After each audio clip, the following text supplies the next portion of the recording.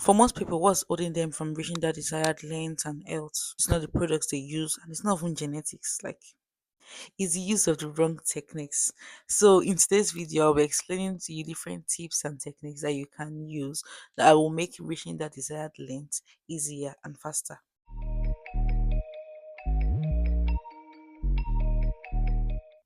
Now, stay to the end because I'll be listing at 4 tips, and the last tip is not something that is spoken about a lot. So, you would like to watch to the very end. The first tip is patience. Like, patience is needed all through your hair care journey because there is no technique or product you would use that would make your hair grow 1 inch or even half an inch overnight. So you need to give your hair that patience. You need to be patient with it to be able to see the desired length you need over time, because most of the time your hair goes would be attained only after certain months or certain years. So you need to give yourself that time. Don't rush the process. Don't be too impatient with your hair. For example, my hair is this long only because it has been some years, right? Exactly. So you need patience to be able to get that desired length. Another area where patience is needed is taking down your protective styling. Like, this is very, very important because when taking down your protective style is when breakage is most likely to occur. So if you're not patient during that time, you're losing more length than you should be retaining. So that's one step patience is needed. So my advice was this is that when taking down your protective style, do it in a day when you'll be free, a day when you'll be less busy. If possible, you can also divide it into 3 days. The one can be to take down your protective style. Day two, you can do pre-poo and then shampoo, which is wash your hair. Then day three, you can decide to put in another protective style. You can just divide it all through so that you are more patient with your hair. Now, the next one is your detangling technique. To be able to retain length, you need to be able to detangle your hair properly. Just like the way you need to be patient when taking down your protective style, you need to be able to detangle your hair properly. And when I say detangling technique, I mean everything from the products you use to detangle your hair, to the tools you use to detangle your hair, to how you detangle your hair, everything. The first one under this that I'm going to talk about is your detangling products.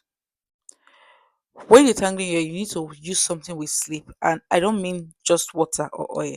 I mean something that actually has sleep, because this allows the knots to be able to slide through and glide through each other easily and make the tangling process easier.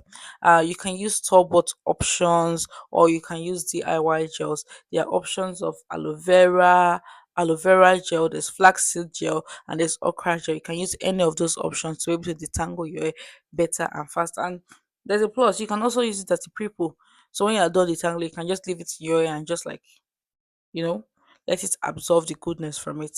Because according to my own personal experience, using something with sleeps make it easier. Now, the next one under this same tip, which is the detangling techniques, is your detangling tools. Yes. And when I say tools, I mean what you use to detangle your hair, like the equipment you use. Now, the very first and the most important is your hand. Like, your hand is like the most important detangling tool. You use your hand to finger detangle, you use your hand to separate and all of those things. Yeah, so like your hand is what you're able to use to detangle your hair without yanking it through, because only with your hand would you be able to feel the knots and the tangles that's in your hair and be able to detangle it properly without yanking your hair out, which is causing breakage or causing excessive or forced shedding.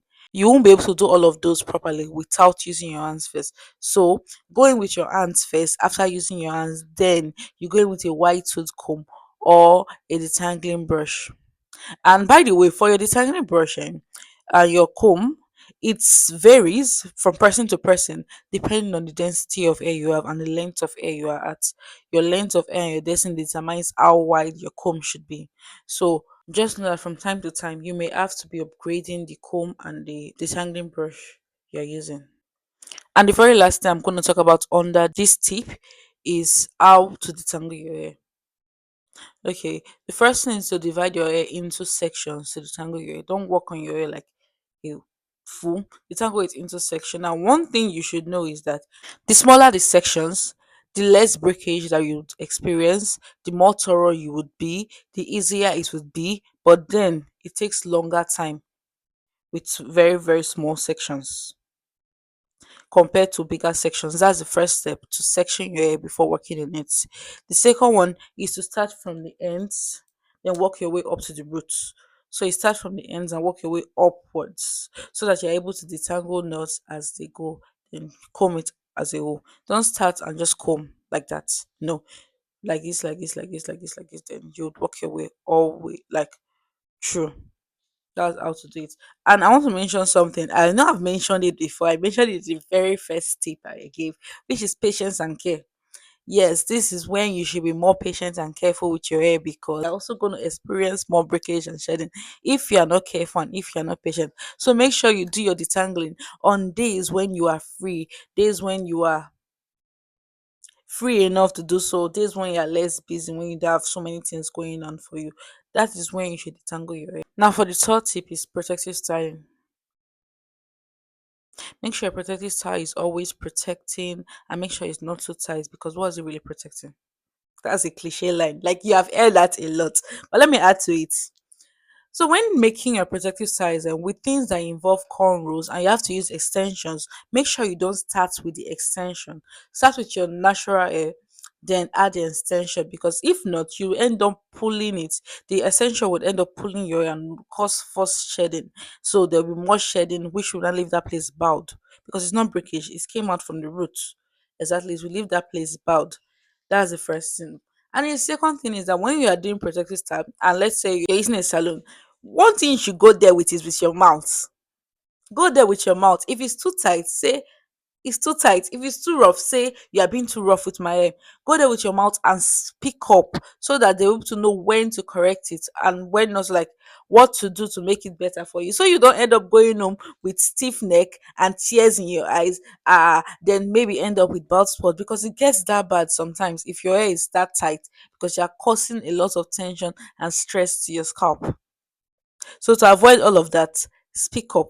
And the last thing under this protective style is throughout your protective style, make sure your hair is not neglected because you are leaving it protected does not mean it should be neglected. Now, this brings me to my very last tip, which is moisturize. I know you have probably heard that leaving your hair alone makes it grow faster because you're not touching on anything. Yes, it works. That's how it goes. But then, when they say leave your hair alone, they did not say leave it, let it dry out. They didn't say leave your hair to dry. No, even when you're leaving your hair alone in that protective style, make sure it is moisturized.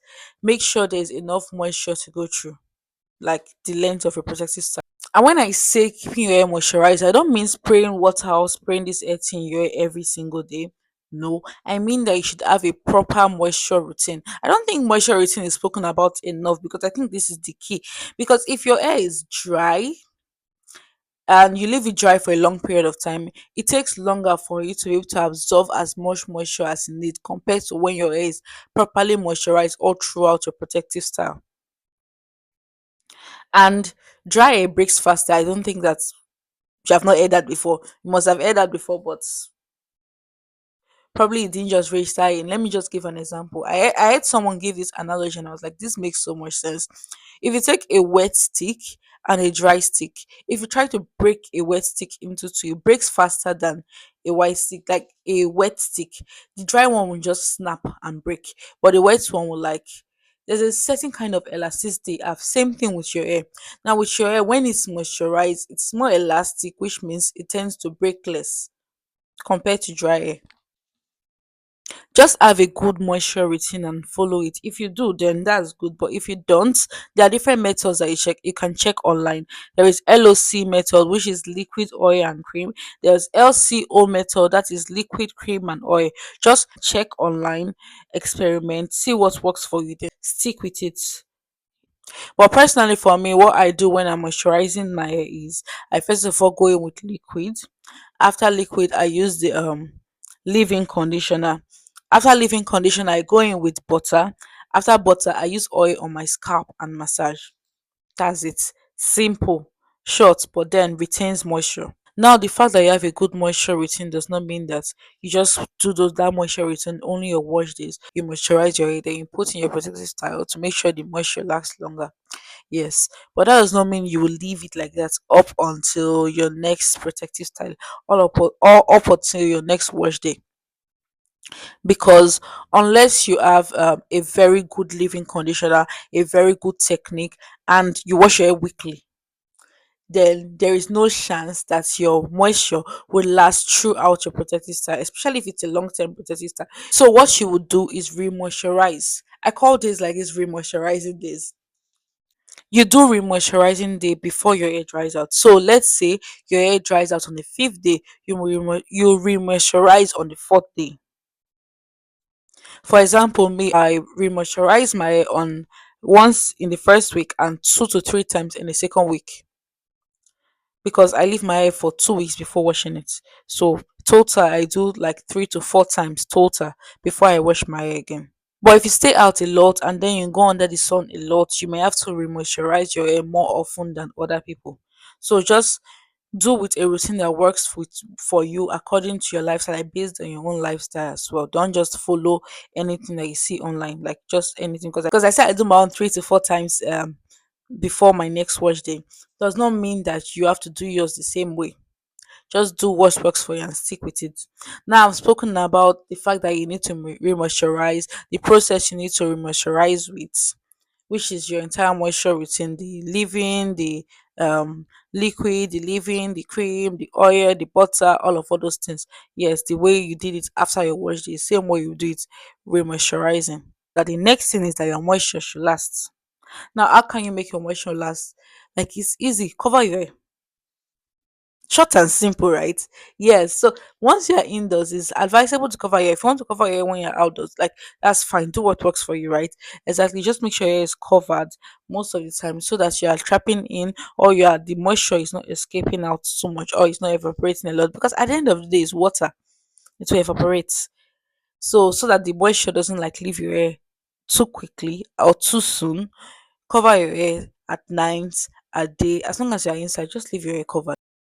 Now, the benefits of moisturizing is to prevent your hair from becoming dry, because dry hair breaks faster. Now, if you feel like you're doing all the right things, but then you're still not able to retain as much length as you desire or as you require, then I have just a thing for you. Now, click on the next video that will show up, because in that video, I broke down different reasons why you may not be able to retain length, why you're not seeing that length that you desire or that you ought to get. Now, don't forget to like if you found this information useful, subscribe if you have not already subscribed, share this video with anybody that you think may need it or may benefit from it. Comment any questions or any query or any topic you want me to talk about. Then see you in my next video. Bye.